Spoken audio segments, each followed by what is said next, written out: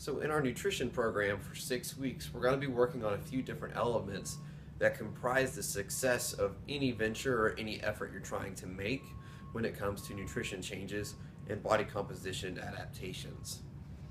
Looking at our pyramid here, we've prioritized those elements. First is consistency and tracking. Without being on the right track and without tracking and knowing what you're doing and being on the right path, there's no way for us to really take a quantifiable measurement or to judge any progress. So first thing we do is start with consistency and tracking. We need to know where we're at currently and how we're going to change that in order to get to where we're wanting to be.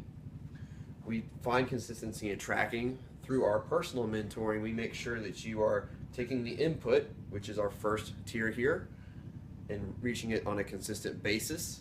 After these elements have happened, then we advance to the next one. So this is our ICA method. Next would be input versus output. This is just energy balance. Think of this like calories in versus calories out. However, we're not going to make you guys count calories. You guys are just going to find your input and your energy expenditure or your output, your workout level, if that needs to increase or decrease, your calories in, if that needs to increase or decrease. We're going to find the input, get it consistent, and then advance to the next tier, which is going to be macronutrients, carbs, fats, and protein. This is where a majority of our tracking and journalizing, which is really just utilizing your phone for 5 minutes per day, is going to come into effect. So carbs, fats, proteins is next. That takes our input and refines it to what best matches our body type and our activity level. This also works with insulin sensitivity as well, especially for people who are in type 2 diabetes or just respond better to carbohydrates than others or don't respond well to carbohydrates. We take our input, consistently achieve it, advance to the next tier. Food quality is next because this is going to determine our weight and our gross overall adaptation. Food quality is going to be protective of health and also increase our performance in the gym, as well as just our overall feeling of wellness and energy. Input, consistency, and then we advance. Timing, and this is going to be when should you have carbohydrates? When should we have fats and proteins?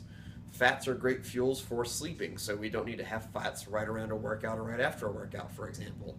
Carbohydrates are great workout fuel, provided you're lifting heavier weights or provided that you need to work in a certain time domain. Fats would be better utilized at other times, such as like an aerobic usage.